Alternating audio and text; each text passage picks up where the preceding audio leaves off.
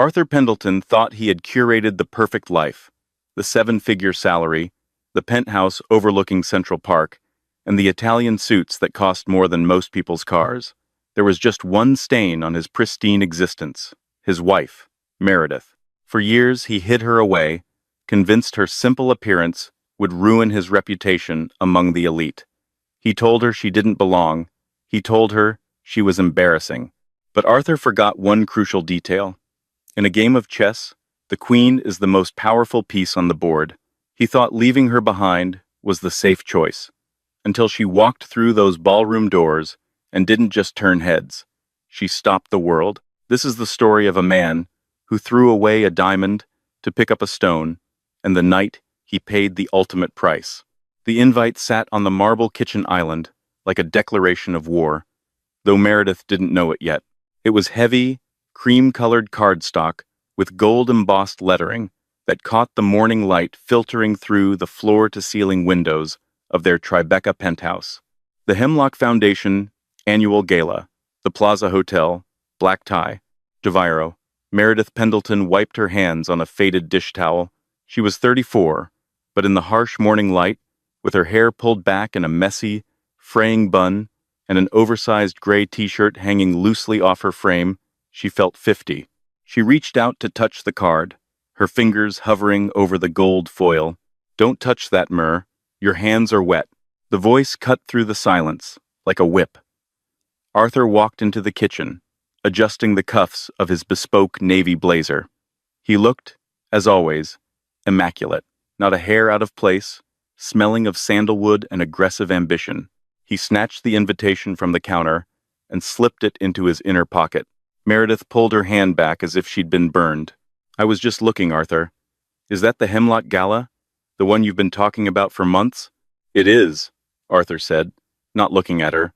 He was busy checking his reflection in the dark glass of the oven door. "Jonathan Hemlock is finally ready to announce the new partner for the firm. Tonight is the night I seal the deal." Meredith felt a small spark of excitement. She remembered the early days, back when they were both struggling law students in a cramped apartment in Queens, back when she would proofread his briefs and help him rehearse his opening statements until 3 a.m. "That's wonderful, Artie. I should check if my blue gown still fits, or maybe I can run out and—" Arthur turned around slowly. The look on his face wasn't anger. It was something far worse. It was pity mixed with mild disgust. It was the look one gives a dog that has tracked mud onto a white carpet. "Meredith," he sighed, the sound of a man burdened by an idiot. "You aren't going." The air left the room. "What?" "It's a strategic decision," Arthur said, pouring himself a black coffee from the espresso machine. He took a sip, grimaced, and set it down. "This night is about image. It's about projecting power, vitality, success. Look at you, Meredith. Just look at yourself." Meredith looked down. She saw the stain on her sweatpants from where she'd been cleaning the baseboards earlier. She saw her chipped nails. "I can clean up," she whispered, her voice trembling. "I can get my hair done. I can buy a new dress."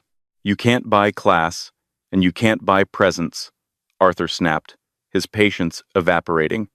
"You haven't been to an event like this in 5 years. You're awkward socially. You don't know the current market trends. You just stand there holding a drink, looking lost, and I would spend the entire night babysitting you instead of networking with Hemlock. I can't afford that anchor around my neck tonight." "An anchor?" Meredith felt tears pricking her eyes. "I'm your wife, Arthur. I helped you build this. When you failed the bar exam the first time, who stayed up with you? Who worked 2 jobs so you could intern for free?" Arthur laughed, a cold, dry sound. "That was a lifetime ago. Stop living in the past. I've evolved. You haven't. You're happy being a housewife. That's fine. Just stay in your lane." He checked his Rolex. "I'll be back late. Don't wait up. And for God's sake, call the maid service.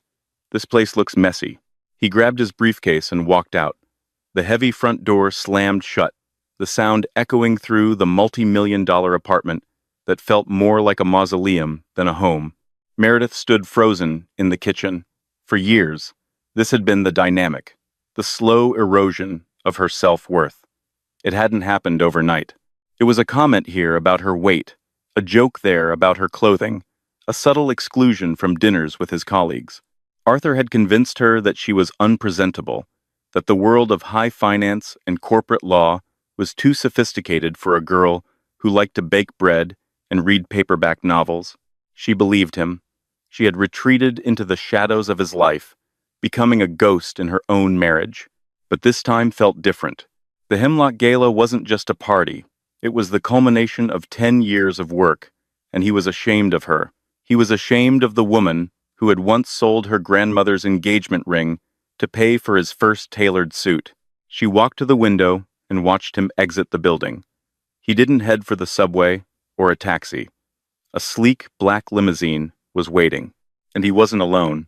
From her vantage point on the 14th floor, Meredith saw the car door open. A woman stepped out to greet him. She was tall, blonde, and even from this distance, Meredith could see she was stunning. She wore a red trench coat that screamed designer. Arthur kissed her on the cheek, a lingering, intimate kiss, and held the door open for her. They laughed as they got in. Meredith didn't gasp. She didn't scream. She simply placed her hands on the cold glass of the window. The sadness that had weighed her down for years began to harden. It crystallized into something sharp and cold in her chest. He wasn't going alone to project power. He was taking a prop, a shiny, new prop. Meredith turned away from the window. She walked to the master bedroom and opened Arthur's closet. She pushed aside his suits and found the hidden safe in the back. He thought she didn't know the combination. He thought she was too simple, too checked out to notice, when he changed it. 0428. The date of his first big win in court. Narcissist. The safe beeped open. She didn't take the cash. She didn't take the watches. She reached for a thick manila envelope at the very bottom, underneath his passport. Inside were the documents. The documents Arthur thought were long gone. The pre-incorporation agreement of Pendleton and Associates. Arthur was the face of the firm. He was the loud voice in the courtroom. But 10 years ago, because Arthur had bad credit and a bankruptcy on his record from a failed college venture, he couldn't legally be the primary signatory for the firm's initial business loans and incorporation. Meredith was. Technically, legally, and irrevocably, Meredith owned 51% of the firm's founding shares. She had signed a power of attorney, giving him voting rights effectively, letting him run the show, trusting him completely. She pulled out the power of attorney document. She stared at it. "Stay in your lane," he had said. Meredith walked to the shredder in the home office. She fed the power of attorney document into the machine. The grinding noise was the sweetest music she had heard in years. Then, she picked up her phone. She didn't call Arthur. She dialed a number she hadn't used in a decade. "Hello?" A sharp, elderly female voice answered. "Aunt Josephine?" Meredith said, her voice steady. "It's Meredith. I need a favor, and I need a dress. A dress that could kill a man at 50 paces. There was a pause, and then a cackle of delight on the other end. "It's about damn time, darling. I'll send the car." Josephine Jo van der Hoven was not a woman you said no to. At 72, she was a legend in the New York fashion scene, a former editor for Vogue who had retired to run an exclusive boutique that didn't have a sign, a website, or a price tag. You had to be invited. Meredith had been Joe's favorite niece, the one with potential, until she married Arthur. Jo had hated Arthur from the moment she met him. "He has the eyes of a shark and the chin of a coward," she had told Meredith at the wedding. Meredith had stopped talking to Jo shortly after, ashamed that her aunt might be right. 2 hours after the phone call, Meredith was sitting in a velvet chair in Joe's private studio in Soho, sipping champagne. "You look like hell, darling," Jo said, circling Meredith like a hawk. She poked at Meredith's gray t-shirt with a manicured nail. "What is this? Did you rob a homeless shelter?" "I've been busy," Meredith said, looking at the floor. "Busy shrinking yourself so that egomaniac could feel big," Jo corrected. She lifted Meredith's chin. "But the bones are still there. The fire is buried, but it's not out." Jo snapped her fingers. 3 assistants materialized from the back room. Strip her. Scrub her. Polish her. I want the vengeance collection. For the next 4 hours, Meredith was poked, prodded, waxed, and massaged. Her hair, dull and brown, was dyed a rich, lustrous mocha with honey undertones and blown out into cascading waves. A makeup artist applied layers of product, contouring her cheekbones, highlighting her eyes, and painting her lips a deep, blood-red crimson. When they finally turned her toward the mirror, Meredith gasped. The woman staring back wasn't the tired housewife from Tribeca. She was statuesque. Her skin glowed. Her eyes, usually hidden behind tiredness, were sharp and piercing. Now for the armor, Jo said. She brought out a garment bag. Unzipping it, she revealed a gown that defied gravity. It was a midnight blue velvet, almost black, strapless, with a plunging neckline that was daring but elegant. The fabric hugged every curve of her body before flaring out slightly at the feet. It was covered in thousands of tiny, dark crystals that only caught the light when she moved, making her look like a starry night sky. It's too much, Meredith whispered. It's exactly enough, Jo said. Arthur is taking a tart in a red coat, isn't he? I know the type. Flashy. Obvious. This? She gestured to the blue gown. This is regal. This is old money. This is the woman who owns the building, not the one renting a room. Meredith stepped into the dress. It fit like a second skin. Jo added a diamond choker, real diamonds, loaned from her personal vault and long silk gloves. One last thing, Jo said. She handed Meredith a small clutch. Your ticket. Meredith frowned. I don't have a ticket. Arthur took the invite. Jo smirked. Darling, I'm on the board of the Hemlock Foundation. I didn't just get you a ticket. I got you a seat at the head table. You're sitting next to Jonathan Hemlock. Meredith's heart hammered against her ribs. Arthur will be furious. He'll make a scene. Let him, Jo said. But you need to be ready. He's going to try to humiliate you. He's going to try to make you feel small. Can you handle that? Meredith thought about the shredder, eating the power of attorney document. She thought about the woman in the red coat. She thought of 10 years of being told she wasn't enough. She stood up straighter, the velvet rustling softly. She looked at her reflection, her eyes hard and cold. He can try, Meredith said. The Plaza Hotel was buzzing. The paparazzi were lined up 3 deep outside the entrance, cameras flashing like lightning storms every time a limousine pulled up. Arthur Pendleton stepped out of his car, feeling like a king.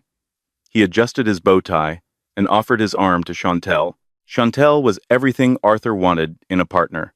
She was 25, a junior model, and didn't ask questions about his business. She just laughed at his jokes and looked good in photos.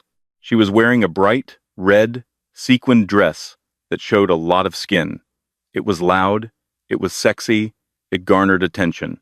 Smile, baby, Arthur whispered as the cameras flashed. Tomorrow, this picture is going to be in every business journal in the city. Arthur Pendleton, the new partner of Hemlock and Associates. You're so powerful, Artie, Chantel cooed, clinging to his arm. They moved through the lobby and into the grand ballroom. It was a sea of tuxedos and gowns. The air smelled of expensive perfume and lilies. Waiters with silver trays wove through the crowd, offering champagne. Arthur scanned the room. He needed to find Jonathan Hemlock. He needed to secure the partnership before the announcements began at 9 p.m. There he is, Arthur said, spotting the silver-haired billionaire near the ice sculpture. Jonathan Hemlock was talking to a few senators and industry titans. Stay here and look pretty, Arthur told Chantel. I need to do the heavy lifting. Arthur smoothed his jacket and approached the circle. Jonathan, wonderful evening, isn't it? Jonathan Hemlock turned. He was a man of few words, known for his ruthless business acumen, but also his integrity. He looked at Arthur with a polite but distant smile. Arthur, good to see you. I didn't see your wife's name on the guest list initially, but I'm glad it was sorted out. Arthur froze for a microsecond. My wife? Oh, sadly, Meredith couldn't make it. She's under the weather. Very fragile constitution, you know. Jonathan frowned slightly. Really? That's odd. Because I was told she was the guest of honor. Arthur laughed nervously. Guest of honor? Jonathan, you must be joking. Meredith barely leaves the apartment. She's a homebody. She wouldn't know a gala from a grocery store. Jonathan's eyes drifted past Arthur's shoulder. His expression changed from confusion to absolute, captivated awe.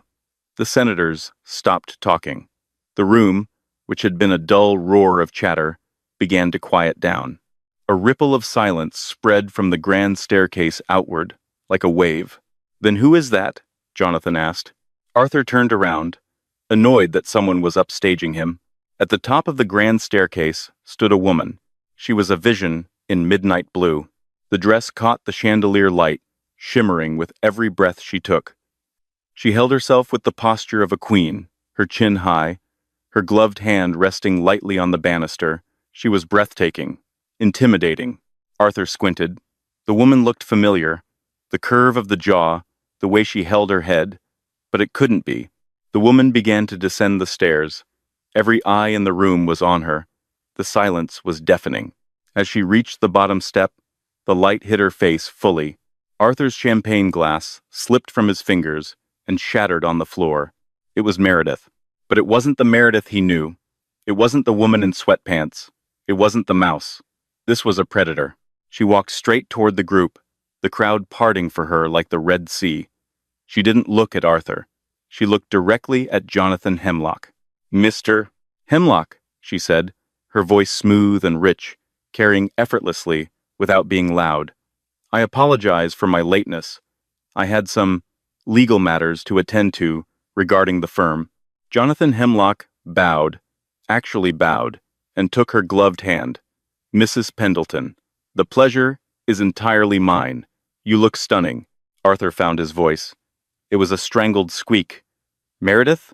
What are you doing here? You? She finally turned to him. Her eyes swept over him, then to Chantel, who had wandered over, looking confused and tacky in her bright red sequins next to Meredith's dark elegance.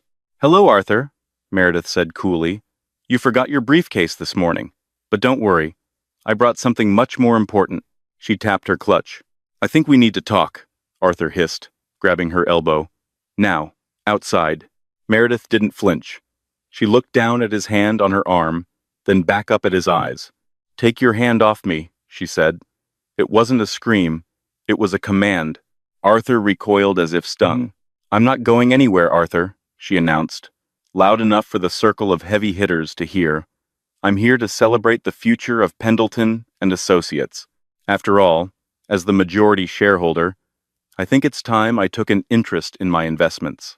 The color drained from Arthur's face. Majority shareholder? Jonathan Hemlock asked, his eyebrows raising. Arthur, I was under the impression you were the sole proprietor. He likes to give that impression, Meredith smiled, a smile that didn't reach her eyes. But Arthur forgets details sometimes, like where his success actually comes from. The drama had just begun. The silence that had fallen over the group was heavy, suffocating, and delicious. Meredith stood in the center of the circle, the velvet of her midnight blue gown absorbing the camera flashes like a black hole. She didn't fidget. She didn't smooth her dress. She simply held Jonathan Hemlock's gaze, her expression one of polite, professional curiosity. Arthur, on the other hand, looked as though he were vibrating. His face had gone from a pale shock to a mottled, angry red. He laughed, a jagged sound that scraped against the quiet. She's joking, Arthur said, his voice pitching too high. He reached out to grab Meredith's arm again, but stopped when he saw the look in Jonathan Hemlock's eyes. It was a look of assessment, cold, hard calculation. My wife has a unique sense of humor. She loves to play, pretend. It's a coping mechanism for her anxiety. Anxiety? Meredith repeated, the word rolling off her tongue like silk. She turned her head slowly to look at Arthur. Is that what we're calling it now? I thought you called it being an anchor. Or was it socially inept? Arthur's jaw worked, but no sound came out. Regardless, Jonathan Hemlock interrupted, his voice cutting through the tension. He was looking at Meredith with renewed interest. It is a pleasure to finally meet the majority shareholder. I must admit, Arthur has been protective of you. He rarely mentions your involvement in the firm's strategy.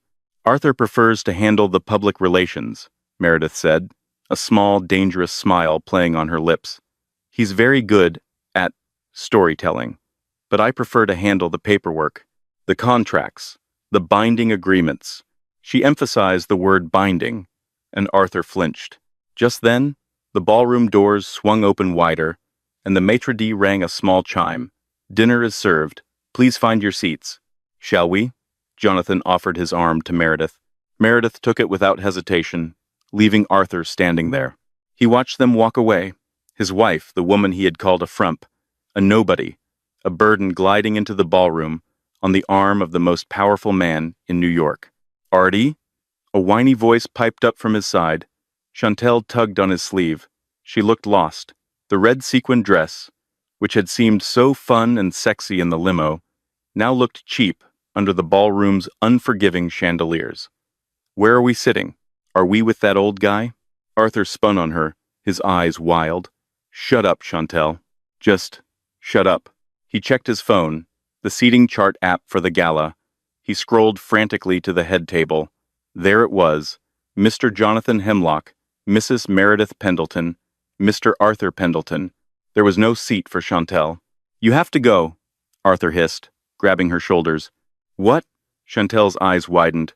But you said, I don't care what I said, Arthur whispered furiously, conscious of the people staring. Go to the bar, go to the bathroom, go wait in the limo. I don't care. But you cannot come to the head table. You're leaving me? Tears welled up in her eyes, smearing her heavy eyeliner. Here, Arthur shoved his platinum credit card into her hand. Go shopping on Fifth Avenue tomorrow. Just get out of here. He turned and ran toward the head table, leaving his mistress crying near the ice sculpture. He didn't feel a shred of guilt. He only felt panic. The narrative he had carefully constructed for 10 years. The narrative of the self-made genius dragging his dead-weight wife through life was collapsing. When Arthur arrived at the head table, the nightmare had already begun. The table was set with heavy silver cutlery and crystal glasses. A centerpiece of white orchids blocked his view of the rest of the room, creating an intimate, terrifying cage. Meredith was seated to Jonathan Hemlock's right, the position of honor. Arthur was seated to her right. He sat down, smoothing his napkin, his heart hammering against his ribs. So, Jonathan was saying, as he buttered a roll, Meredith, may I call you Meredith? I was fascinated by the brief your firm filed regarding the Van der Hoeven acquisition last month. The maneuver with the Shell Corporation's liability shield. That was brilliant. Risky, but brilliant. Arthur froze. He hadn't written that brief. He had been in the Hamptons with Chantel that weekend. He had thrown the file on the kitchen table and told Meredith to fix the grammar. Meredith took a sip of water, her eyes sparkling over the rim of the glass. Thank you, Jonathan. It wasn't just about the liability shield, though. It was about the precedent set in Callaway v. State. I knew that if we could prove the intent was asset protection rather than evasion, the judge would have to rule in our favor. Arthur thought it was too aggressive, didn't you, darling? She turned to Arthur. Her face was pleasant, but her eyes were dead. Arthur cleared his throat. Yes. I felt we should be cautious. Cautious, Jonathan mused, looking at Arthur with a frown. In this market? Caution is death, Arthur. You told me you wrote that brief yourself. I oversaw it, Arthur stammered. It was a team effort. A team of one, Meredith said softly. I remember staying up until 4 a.m., finding that precedent. Where were you that night, Arthur? Oh, that's right. You were networking at the club. Arthur kicked her under the table. Hard. Meredith didn't even blink. Instead, she leaned in closer to him, under the guise of adjusting his bow tie. Her scent vanilla and something sharper, like steel, filled his nose. Do it again, she whispered in his ear, her voice a lover's caress, and I will stand up and tell Jonathan exactly how much debt you're in. I know about the gambling, Arthur. I know about the loans from the Russians in Brighton Beach. Arthur went cold. He sat back, his hands trembling in his lap. How did she know? He had been so careful. The first course arrived a lobster bisque. Arthur stared at it, feeling nauseous. "This is fascinating," Jonathan said, turning his back on Arthur to focus entirely on Meredith. "I've been looking for a partner who understands the intricacies of maritime law for our new shipping division. Arthur has always been vague on the details, but you seems to have an encyclopedic knowledge." "I read," Meredith said simply. "While Arthur is out, I'm building his image. I am usually at home with the case files. I find the law comforting. It's black and white. It doesn't lie. Unlike people." "Indeed," Jonathan said. He leaned in. "Tell me, what do you think of the Kensington merger?" For the next hour, Arthur sat in silence. He was a ghost at his own coronation. He watched his wife, his dowdy, boring wife, dismantle him. She didn't scream. She didn't cry. She simply outclassed him. She spoke of mergers, acquisitions, and tort reform with an elegance and sharpness he had never possessed. She was charming. She was funny. She made Jonathan Hemlock laugh, a deep, belly laugh that Arthur had never elicited in 5 years of trying. Arthur drank 3 glasses of wine in rapid succession. The alcohol buzzed in his head, fueling his anger. She was humiliating him. She was stealing his moment. This was his night. He was the one who wore the suits. He was the one who charmed the clients. She was just the secretary he slept with, the stepping stone he had used to get his degree. He looked around the room. People were whispering. He could see them pointing at the head table, pointing at Meredith. "Who is she? Is that Pendleton's wife? I thought he said she was sick. She's magnificent." Arthur couldn't take it anymore. "Excuse us," Arthur said abruptly, standing up. The chair scraped loudly against the floor. "I need to borrow my wife for a moment." Jonathan looked up, annoyed. "We were in the middle of a discussion, Arthur." "It's a family matter," Arthur snapped. He grabbed Meredith's hand, his grip bruising. "Now." Meredith stood up gracefully. "Of course, darling. Please excuse us, Jonathan." She allowed Arthur to lead her away from the table, through the crowded ballroom, and out onto the terrace balcony. The night air was cool, and the sounds of the city traffic drifted up from below. Arthur dragged her into the shadows, away from the prying eyes of the guests.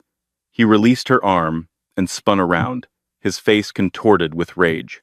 "Who the hell do you think you are?" he hissed, spit flying from his lips. Meredith adjusted her glove, looking bored. "I'm your wife, Arthur. Remember? The anchor? You're ruining everything." Arthur paced the small balcony. "You think you're so smart? You think because you read a few books you can sit there and charm Hemlock? He's playing you, Meredith. He's just being polite because he feels sorry for you." "He didn't look sorry," Meredith said calmly. "He looked impressed, which is more than I can say for how he looked at you." "I built this!" Arthur screamed, striking his chest. "I am Pendleton and Associates. I am the face. You are nothing. You are a washed-up nobody who got lucky marrying me. You think this little stunt changes anything? Tomorrow, you go back to the kitchen, and I go back to the boardroom." Meredith walked to the edge of the balcony and looked out at the skyline.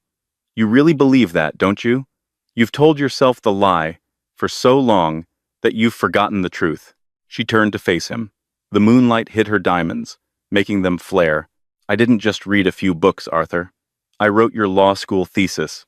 I took your online continuing education exams for you because you were too hungover to do them. I managed the firm's accounts for the first 5 years because you couldn't do basic math. I made you." "You're delusional," Arthur scoffed. "You're a housewife." "I'm the owner," Meredith corrected. "And as for tomorrow? There isn't going to be a tomorrow for you, Arthur. Not at the firm." Arthur laughed. "You can't fire me. I'm the partner. I have power of attorney. I control your shares. You signed it over to me 10 years ago." Meredith reached into her clutch. She pulled out a small, plastic bag. Inside was a pile of confetti-like paper strips. She tossed the bag at Arthur's chest. It hit him and fell to the floor. "What is this?" Arthur asked, looking down. "Your power of attorney," Meredith said. "I shredded it this morning, before I called Aunt Jo, before I got this dress, before I decided that I was done being your victim." Arthur stared at the bag of shredded paper. The color drained from his face completely. You can't." "It's done," Meredith said. I revoked it. I filed the revocation with the county clerk online at 10 a.m. As of right now, you have no voting rights. You have no authority. You are an employee. And frankly, Arthur, your performance review is not looking good. Arthur looked at her, and for the first time, he saw the stranger in the dress. He saw the predator, and he felt the trap snap shut. But Arthur Pendleton was a survivor. He was a cockroach in a bespoke suit. His shock turned instantly to desperation. He lunged for her. "You listen to me," he snarled, grabbing her shoulders and shaking her. "You are going to go back in there, and you are going to tell Hemlock that you're tired. You're going to go home, and tomorrow, you're going to sign a new power of attorney. Or so help me God, Meredith. I will make your life a living hell. I will divorce you. I will leave you with nothing. I will tell everyone you're mentally unstable. I'll have you committed." Meredith didn't struggle. She let him shake her. She let him scream, because over Arthur's shoulder, she saw the balcony doors open. Jonathan Hemlock stood there, and behind him, two of the largest security guards Meredith had ever seen. "Is there a problem here?" Jonathan's voice was like ice cracking. Arthur froze. He released Meredith instantly and spun around, putting on his best smile. It was a ghastly, terrified grimace. "Jonathan, no problem. Just a passionate discussion. Lovers quarrel. You know how it is." Jonathan didn't smile. He looked at Arthur's hands, then at Meredith's shoulders. "Are you all right, Mrs. Pendleton?" Jonathan asked. Meredith smoothed her dress. She took a deep breath and let a single, perfect tear roll down her cheek. I think I'd like to go back inside, Mr. Hemlock," she whispered. "Arthur was just explaining to me that I shouldn't be here. He thinks I'm embarrassing him." Jonathan's expression darkened. He stepped aside to let Meredith pass. "Arthur," Jonathan said, his voice low, "we have the announcements in 10 minutes. I suggest you compose yourself. We have much to discuss regarding the future of your partnership." Arthur nodded frantically. Yes, of course. I'll be right there." Meredith walked past Jonathan. As she passed Arthur, she paused. She leaned in close, so only he could hear. "Checkmate," she whispered. The grand ballroom was dimming. The spotlights were sweeping across the room, converging on the main stage. A hush fell over the 1,000 guests, the titans of industry, the socialites, the politicians. They turned their chairs toward the podium, where a microphone stand gleamed in the light. Arthur stumbled back into the room. He felt dizzy. He needed a drink, but he couldn't risk it. He had to salvage this. She shredded the document. The thought looped in his brain like a siren. She owns 51%. But he still had a card to play. The Hemlock Partnership. If he could get Jonathan to announce the partnership tonight, to sign the deal publicly on stage as planned, it wouldn't matter what Meredith owned. The contract was with Arthur Pendleton, not the firm. If he secured the Hemlock deal personally, he could break away from Pendleton and Associates, start a new firm, and leave Meredith with a shell company worth nothing. Yes, that was the play. He just needed to get through the next 20 minutes. He found his seat at the head table. Meredith was already there, applying a fresh coat of lipstick. She ignored him completely. Jonathan Hemlock was nowhere to be seen, likely backstage, preparing for the speech. "Ladies and gentlemen," the announcer's voice boomed, "please welcome the chairman of the Hemlock Foundation, Mr. Jonathan Hemlock." Applause erupted. It was polite, rhythmic applause, the sound of rich people acknowledging one of their own. Jonathan walked onto the stage.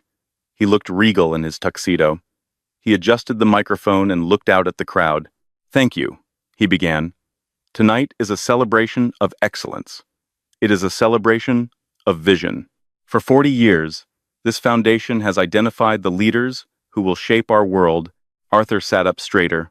This was it. The preamble. "Usually," Jonathan continued, "I use this night to announce a strategic partnership, a merging of talents. I have spent the last 6 months vetting a potential partner, a man who I believed represented the future of corporate law." Arthur buttoned his jacket. He prepared his humble acceptance face. "However," Jonathan said, The word hung in the air. Arthur's heart stopped. However, Jonathan repeated, integrity is the currency of our trade. Without it, we are nothing but wolves in suits. Tonight, I have learned some disturbing information. Information that forces me to reevaluate my decision. The room went deadly silent. You could hear a pin drop on the carpet. Arthur looked at Meredith. She was watching the stage, her face impassive. I was going to announce a partnership with Mr. Arthur Pendleton, Jonathan said. A spotlight swiveled and hit Arthur. He was blinded. He squinted, forcing a smile, half rising from his chair to wave. Sit down, Arthur. Jonathan's voice boomed from the speakers. It wasn't friendly. Arthur froze halfway out of his chair. He sank back down. The spotlight stayed on him, hot and accusing. I was going to, Jonathan continued, but I have learned that Mr. Pendleton is not the man I thought he was. I have learned that the brilliance I admired in his briefs, the strategy I admired in his cases, did not belong to him. Murmurs broke out in the crowd. People were turning to look at Arthur. He felt like he was burning alive. A leader acknowledges his team, Jonathan said. A fraud steals their work and calls it his own, and a coward hides his greatest asset because he is insecure. Jonathan looked directly at the head table. I would like to invite Mrs. Meredith Pendleton to the stage. The spotlight snapped off Arthur and onto Meredith. She didn't look surprised. She stood up slowly, the crystals on her dress shimmering. The crowd gasped again at her beauty. She walked to the stairs, ascending them with the grace of a woman who owned the building. Arthur sat there, paralyzed. This wasn't happening. This was a nightmare. Meredith reached the podium. Jonathan stepped aside, offering her the microphone. Thank you, Jonathan, she said. Her voice was steady, magnified by the speakers, filling every corner of the room. And thank you all for coming. She looked down at Arthur. He looked small from up here, small and pathetic. My husband, she said, has always told me that I didn't belong in this world. He told me I was too simple, too unpolished. He told me to stay in the kitchen. A ripple of shock went through the audience. A few women in the crowd gasped audibly. For 10 years, I believed him, Meredith continued. I stayed in the shadows. I wrote the briefs he signed. I developed the strategies he took credit for. I managed the finances he squandered. Lies, Arthur screamed from the table. He couldn't help it. He stood up, knocking his chair over. She's lying. She's crazy. Security guards stepped out of the shadows, moving toward Arthur. Am I? Meredith asked. She reached into her clutch and pulled out a flash drive. I have here the metadata for every legal document produced by Pendleton and Associates for the last decade. Every file creation date, every author tag, they all trace back to my laptop, my login, my work. She handed the drive to Jonathan. And, she continued, I also have the financial records. The records showing that while I was building the firm's reputation, Arthur was draining its accounts. $3 million in gambling debts, $2 million in unauthorized loans. The crowd was in an uproar now. Phones were out, recording. This was the scandal of the decade. Arthur, Meredith said, looking directly at him, you wanted to be the center of attention? You wanted everyone to look at you? Well, look around. They're looking. Arthur spun around. Hundreds of faces were staring at him with mixture of disgust and amusement. He saw the flashes of the cameras capturing his ruin. He saw his colleagues, men he had tried to impress for years, shaking their heads. He saw Chantel, who had snuck back in and was standing near the exit, holding shopping bags. She looked at him, then turned and walked out the door. You can't do this, Arthur screamed, his voice cracking. I am the firm. Actually, Meredith said, her voice dropping to a steely register. That brings me to my announcement. She turned to Jonathan. Mr. Hemlock, Arthur cannot accept your partnership because Arthur does not have the authority to sign for the firm. And why is that? Jonathan asked, playing his part perfectly. Because, Meredith said, I am the majority shareholder, and as of this evening, I have terminated Arthur Pendleton's employment at Pendleton and Associates for cause, gross misconduct, embezzlement, and fraud. She looked back at the audience. The firm will be undergoing a rebranding, she announced. Starting tomorrow, we will be known as Meredith and Associates, and we look forward to doing business with you. The room exploded. It wasn't polite applause this time. It was a roar. It was a standing ovation. People love a rising star, but they love a public execution of a villain even more. Arthur stood in the wreckage of his life. The security guards reached him. "Mr. Pendleton," one of them said, a large man with a scar on his chin. "Mr. Hemlock has asked that you be escorted off the premises." "Get your hands off me!" Arthur swatted at the guard. "I know my rights. I'll sue. I'll sue all of you." "You can try," Meredith's voice floated down from the stage. "But remember, Arthur, I'm the one who wins the cases." As Arthur was dragged out of the ballroom, kicking and screaming like a petulant child, he looked back one last time. He saw Meredith standing next to Jonathan Hemlock. They were shaking hands. She was smiling, a real, genuine smile. She looked like a queen who had finally taken her throne, and Arthur Pendleton realized, too late, that he hadn't just lost his wife. He hadn't just lost his job. He had lost the only person who had ever actually loved him enough to save him from himself. But the story wasn't over.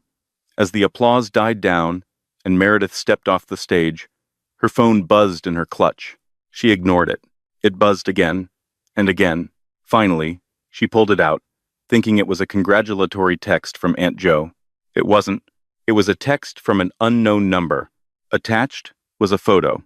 It was a photo of her apartment in Tribeca, but it wasn't taken from the street. It was taken from inside the living room. The text read, "Nice speech, but you forgot about the safe deposit box in the Cayman Islands, and you forgot that I have a key to the apartment. I'm not done yet, Meredith. Check the bedroom." Meredith's blood ran cold. The triumph of the evening evaporated in a split second. Arthur was being dragged out, yes, but Arthur wasn't the only monster she had to worry about. There was someone else. Someone who had been helping Arthur hide the money. Someone who was now in her home. She looked up at Jonathan Hemlock. "Is everything all right, Meredith?" he asked. "I have to go," she whispered. "Now." She gathered her skirts and ran. Not toward the victory party, but toward the exit, toward the darkness. The game of chess had ended, but the war had just begun. The cab ride from the plaza to the Tribeca penthouse felt like it took a century. The rain had started to fall, blurring the city lights into streaks of neon and gray, mirroring the chaos in Meredith's mind. She was still wearing the midnight blue velvet gown, but the magic of the evening had curdled into dread. "Check the bedroom." The text message burned in her mind. Who was it? Arthur was being detained by security. Chantel was a dim-witted model who couldn't crack a safe if the combination was written on the door. This was someone else, someone dangerous. The elevator opened directly into the penthouse. Usually, the space was a sanctuary of minimalist white leather and glass. Tonight, it was a crime scene. Drawers were pulled out. The expensive art on the walls, Arthur's pretentious abstract pieces, had been slashed. The vase of lilies on the console table was shattered, water pooling on the hardwood. "Hello?" Meredith called out, her voice trembling. She grabbed a heavy brass statue from the hallway table, a sculpture of a bull Arthur had bought to symbolize his market dominance. Silence. She moved toward the master bedroom. The door was ajar. Pushing it open with the toe of her velvet heel, she gasped. The room had been tossed. The mattress was overturned. The walk-in closet was gutted, clothes strewn everywhere, and there, sitting on the edge of the overturned bed frame, holding a stack of bearer bonds and a black ledger, was Benedict. Benedict Thorne. Meredith's breath hitched. Benedict was Arthur's college roommate. He was the CFO of Pendleton and Associates. He was the man who came over for Christmas dinner, the man who brought wine, the man who always told Meredith she was the glue holding Arthur together. He was the godfather to their non-existent children. "Benedict?" Meredith lowered the statue, confusion warring with fear. "What are you doing? How did you get in?" Benedict looked up. He didn't look like the jovial, slightly overweight accountant she knew. He looked calm, detached. He wore latex gloves. "Meredith," he sighed, adjusting his wire-rimmed glasses. You really had to go and blow it up tonight, didn't you? We had a good thing going. A quiet thing. You. Meredith's mind raced, connecting the dots. Arthur's gambling debts. The loans. It wasn't just Arthur, was it? Benedict chuckled, standing up. He placed the ledger in a duffel bag. Arthur? Please. Arthur couldn't launder a $20 bill without asking me for a spreadsheet. He's the face, Meredith. The loud, arrogant, stupid face. I'm the brain. I've been funneling client escrow funds into offshore accounts for 5 years. Arthur just thought he was borrowing against future profits to pay his bookies. I let him believe that. It made him easier to control. Meredith gripped the brass bull tighter. You were stealing from the clients, from the widows, from the trust funds, and you were baking bread, Benedict sneered, stepping closer. You were supposed to be the invisible wife, the anchor. But tonight you decided to be the star. You triggered an audit, Meredith. When Hemlock looks at those books, he won't just find Arthur's gambling losses. He'll find my shell companies. So you're running, Meredith said, inching backward. I'm leaving, Benedict corrected. But I can't leave loose ends. You see, this ledger? He patted the bag. It has my name on it, but it also has yours. I made sure to forge your signature on the authorization forms. If I go down, you go down. Unless. Unless what? Unless you come with me. Benedict's eyes were cold. We go to the Caymans. We disappear. You have the access codes to the main server. Arthur changed them last week, and being an idiot, forgot to tell me. I need you to unlock the transfer. You're insane, Meredith spat. I just destroyed Arthur. Do you think I'm going to help you? Benedict pulled a gun from the waistband of his trousers. A small, silver pistol. I think you will, he said softly, because unlike Arthur, I don't care about my reputation. I only care about my freedom. Open the laptop, Meredith. Meredith looked at the gun. She looked at Benedict. She thought of the woman who had walked down those stairs at the plaza. That woman was a queen. A queen didn't cower. No, she said. Benedict blinked. Excuse me? I said no. Meredith threw the brass bull. It wasn't a graceful throw. It was a desperate heave. The heavy metal statue spiraled through the air and smashed into the mirror behind Benedict, shattering it into 1,000 shards. Startled, Benedict flinched, firing the gun wildly into the ceiling. Plaster rained down. Meredith didn't wait. She turned and ran. Get back here, Benedict screamed. She sprinted through the hallway, her heels slipping on the wet floor near the broken vase. She kicked them off, running barefoot. She hit the elevator button, frantically jabbing it. Come on, come on. The heavy footsteps of Benedict were thundering behind her. The elevator doors pinged and slid open. Meredith threw herself inside and hit the lobby button and close door simultaneously. Benedict rounded the corner just as the doors were sealing. He slammed his hand against the metal, but it was too late. The doors locked. Meredith slid down to the floor of the elevator, gasping for air, clutching her chest. She was safe for the moment, but Benedict had the ledger. He had the money, and he was armed. She needed help. She needed the one person who had believed in her when no one else did. She pulled out her phone and dialed Aunt Jo. Joe, she sobbed, when the line connected. He's got a gun. It's Benedict. I need you. Aunt Jo's West Village townhouse was a fortress of old money and silk, but Meredith was shivering. Her feet were cut from the glass, her gown ruined. Jonathan Hemlock paced the library, phone in hand. He can't transfer the funds without the override code, Jonathan insisted. The servers are locked. He's stuck. Benedict knows that, Meredith said, clutching a brandy Joe had forced into her hand. He's desperate, and he has the ledger. Suddenly, Meredith's phone buzzed. It was Detective Miller from the precinct. Arthur was on the line, weeping. I'm so sorry, Arthur sobbed. He called me. He threatened to kill you if I didn't give him the password. Meredith went cold. You gave him the code? I had to. It's Arthur is king, Arthur confessed, his voice breaking. He's at Teterboro Airport. He has a charter flight to the Caymans, leaving in 20 minutes with the company reserves. Jonathan hung up his own phone his face grim. My pilot is prepping the chopper. We have to move. If that plane takes off, the money is gone forever. You're not going, Joe warned, looking at Meredith's bandaged feet. You've done enough. Meredith stood up, wincing but resolute. That is my client's money, and that is the man who held a gun to my head. I'm finishing this. Joe nodded slowly, recognizing the steel in her niece's eyes, a fire that had been dormant for 10 years. She opened a hall closet and tossed Meredith a pair of heavy combat boots and a black trench coat. Then suit up, Joe said. If you're going to war, dress for it. Rain lashed the tarmac at Teterboro Airport as Jonathan's helicopter touched down. Benedict's private jet was already spooling its engines, desperate to flee with the firm's millions.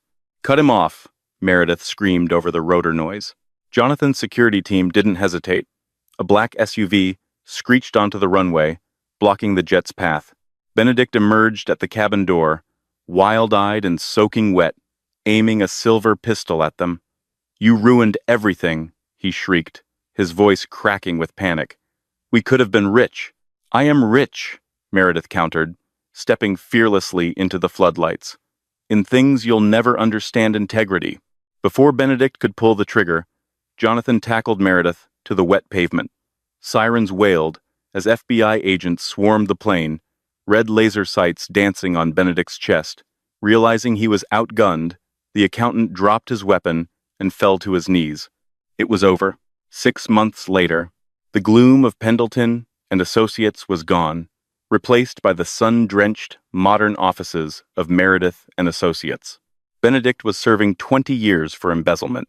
Arthur, complicit but repentant, was serving 3. He wrote Meredith weekly from the prison library letters she read, but never answered. Jonathan Hemlock entered Meredith's office with champagne. To the Anchor Project, he toasted, referencing her new pro bono division for victims of financial abuse. Meredith touched her pearls, smiling. Arthur had called her an anchor to insult her, claiming she weighed him down. He was wrong.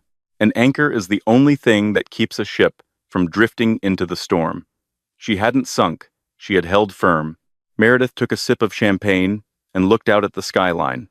She was no longer the shadow behind the man, she was the view. And that is the story of how Meredith Pendleton went from a hidden housewife to the CEO of her own empire. It's a powerful reminder that sometimes the people we underestimate the most are the ones holding everything together. Arthur thought he was the king, but he forgot that without his queen, the king is defenseless. Meredith proved that true power isn't about who shouts the loudest. It's about who holds the keys. She turned her pain into power and her invisibility into a legacy. If you enjoyed this story of revenge, redemption, and justice, please smash that like button. It really helps the channel grow. Share this video with someone who needs a reminder of their own worth. And don't forget to subscribe and hit the bell icon so you never miss a new story. What would you have done in Meredith's shoes? Would you have forgiven Arthur? Let me know in the comments below. Thanks for watching.